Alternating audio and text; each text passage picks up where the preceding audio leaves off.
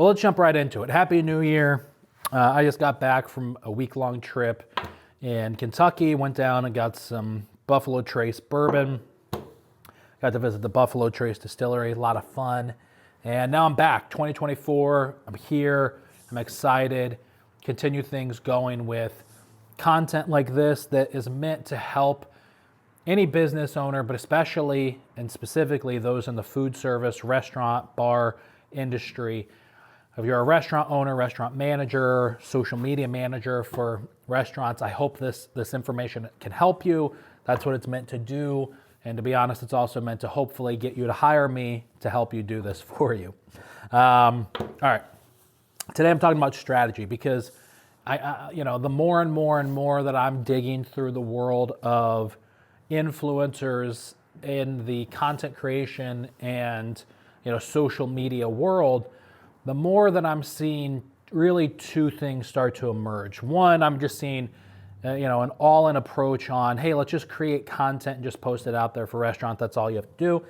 And then I'm seeing still a lot of like, here's the algorithm changes and here's how to hack the algorithm. And don't get me wrong. I had a restaurant owner on the Eat Local podcast this past week where from Eat Local New York, I posted a video for him that has now almost 500,000 views. And in the conversation I had with him, he said, like, listen, I've gotten so much business from that one video. So what's my point with saying that? Yes, you can post a video that just gets a ton of views and you will convert some of those people into your restaurant. But it is far more likely that that's going to happen from someone else posting about your restaurant, okay? In other words, like Eat Local New York posted about this restaurant, got a lot of views, this restaurant got a lot of business. The same would not have been true if the restaurant had just posted that same video, okay? So that's my point there. Having said that, while you're waiting or hoping or praying that you're going to have a video blow up like that's going to get a ton of views and get you a ton of business, you should be implementing a proper strategy for your business through social media posting, through advertising and marketing, okay? Now let's just, for the sheer simplicity of things, we're just gonna, when I'm talking marketing, I'm talking social media posting of content on your business's social media channels for your business, okay? So many independent restaurants, really, especially here in Syracuse, but also in a lot of other markets that I follow, are just posting drip shots all the time. And by that, what I mean is like, the cheese pull, right, of the grilled cheese, or, maybe the French onion soup, right? Like they're showing the cheese pull. Or maybe they're showing a video of how they make, like, hey, here's an attractive video of how I make pizza, or how I make my burger, or how I do my fries, or maybe it's just photos of those things, or photos of cocktails, or here's how we make our cocktail. And they just post that stuff out all the time, every single day, or however often they post, and they're just drip shots. And it's like, here's our delicious cheeseburger. Look how great it is. Look at this cheese pull. Come in and get it. And what they're hoping is that the photo or the video is gonna look delicious enough to entice that viewer to come into their restaurant and spend money there. The challenge is, it's not that restaurants can't post those types of things, is that those types of posts, those drip shots and cheese pulls and all that stuff, are far more effective coming from someone other than the restaurant. It's a far more, like, as an influencer for Eat Local New York, I can post cheese pull and drip shots every single day of the week as long as I want, because people are coming to me to find that type of content. They're not necessarily going to your restaurant to find 100% of your posts to be that type of content. And I'm gonna argue here and say that, like you're saying, well, listen, I've posted and people have come in and said that salad looked great. I'm not saying that it doesn't happen, that people just don't ever see, like they see that post and they're like, oh, I don't wanna see it from the restaurant. That's not true. But what I'm talking about here is a strategy that can help you build a stronger brand, that can help you develop better, stronger relationships with your followers, with viewers of your content, who hopefully turn into followers who you can hopefully convert into customers. I'm talking about a strategy that like shows your social media followers a more well-rounded view of your restaurant, your brand, who your employees are, what you're about, what they're about, all these different things. All right. So it's not that posting drip shots don't ever work from a specific restaurant or bar. It's that really that's not a strat. I mean, I guess it's a strategy, but it's not a strategy. Okay. And it's definitely not a mass successful, effective strategy. Okay. Again, maybe you're Lafayette Bakery in New York City, who has that world famous sort of pinwheel croissant. Now they can post every single day of the week just those amazing croissants because they're like one of one in the world. You're not going to go anywhere in Syracuse or anywhere in the majority of markets and find a bakery that's producing that same style of a croissant. It's such a unique item. So they can get away with that stuff. You who have a chicken Caesar wrap on your menu cannot get away with that every single day and get the same results as Levin Bakery does, as Lafayette Bakery does. Lafayette has people lining up around their block at 7 in the morning every single day for like the last 2 years to get these croissants. You don't have people coming to do that for your cheeseburger, so you can't get away with it. Having said that, I talked about this a little bit in the last podcast, but here's the three pillars of my social media strategy. Okay, pillar A, drip shot. Pillar B, success bucket. Pillar C is culture. All right, so here we go. So pillar A, drip shot, cheese pull shot. It is what it is. It's what we were just talking about. Okay, so that's column A. You need to have that for your posting on social media. You need to have some of those posts for sure.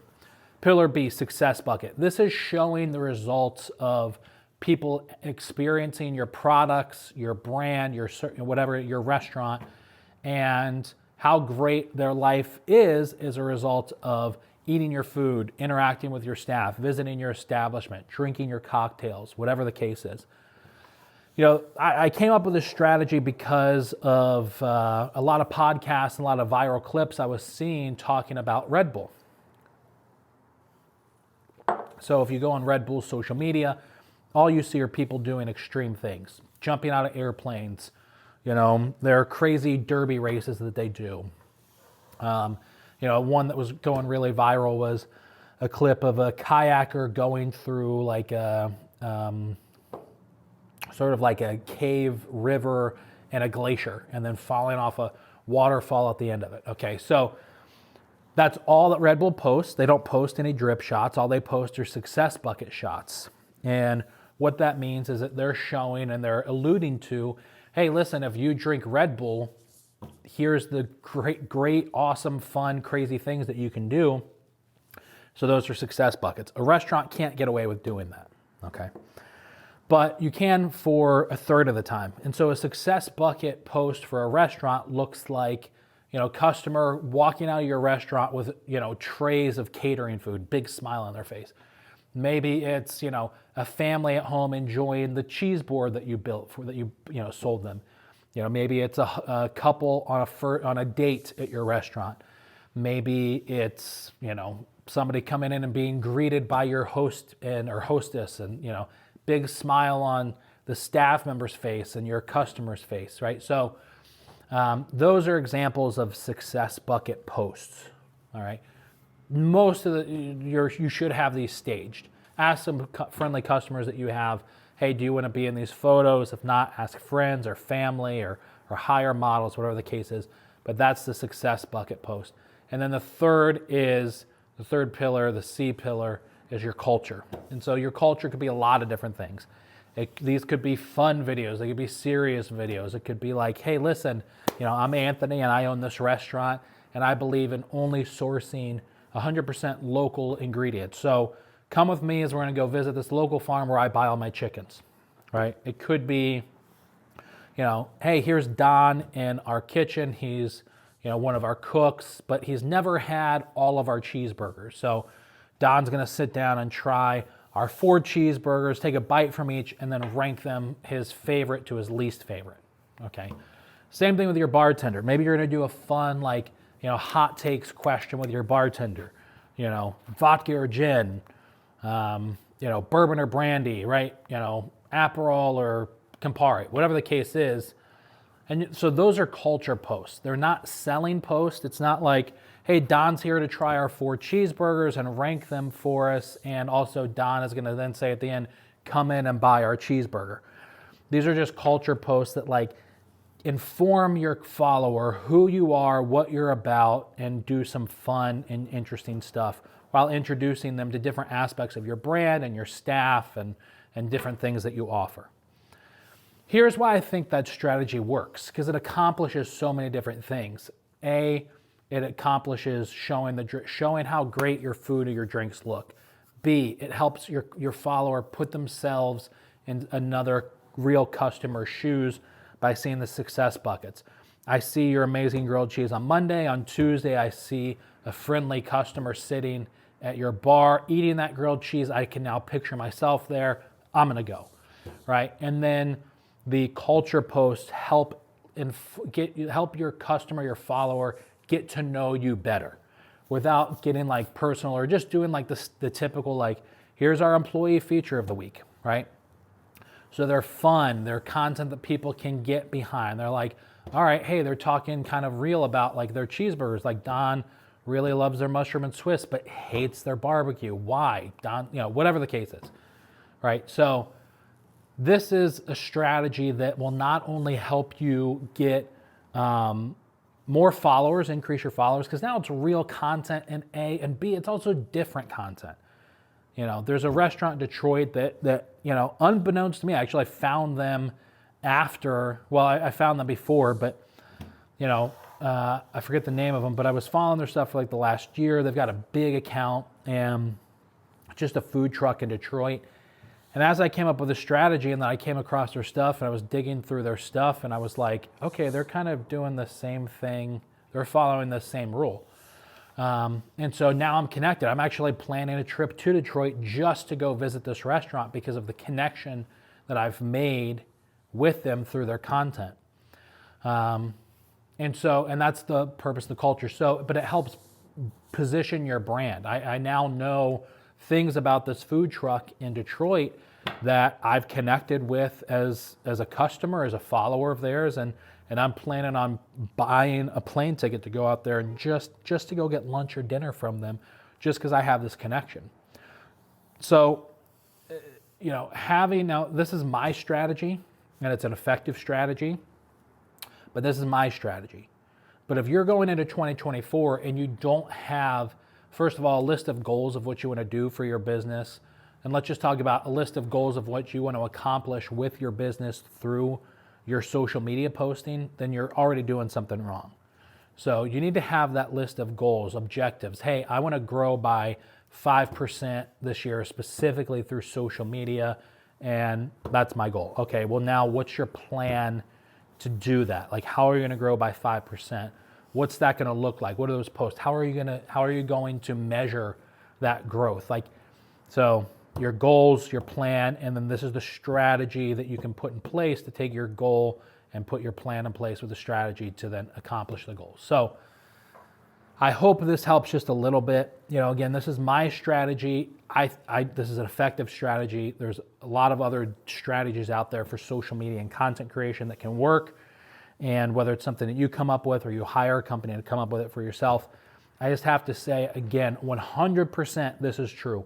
Just posting drip shots, cheese pull shots on your social media pages is not an effective way to grow your business, to grow your social media accounts, to grow your following, to grow your customers, to grow your revenue in your business. You cannot just do that all the time, every single day, and expect to get any positive results from that are like concrete that you can say, hey, listen, I can do this for the next 10 years. You can't, it's not going to work. So having said that, you need help with strategy. You need someone to come in and sit down and say, hey, here's the strategy. Here's how to do it. Here's what it looks like. Hire me. You need somebody to come in and create content for you. Hey, Anthony, I've got my strategy, but I need great content. Hire me. You need somebody to run the entire show for you. Hire me. YummySocials.com. Send me a DM, send me an email, anthony@eatlocalnewyork.com. Thanks so much for watching this podcast. I hope you enjoyed it. If you have any questions, shoot me an email, and I'm going to catch you back here next week for another episode of the Yummy Socials podcast.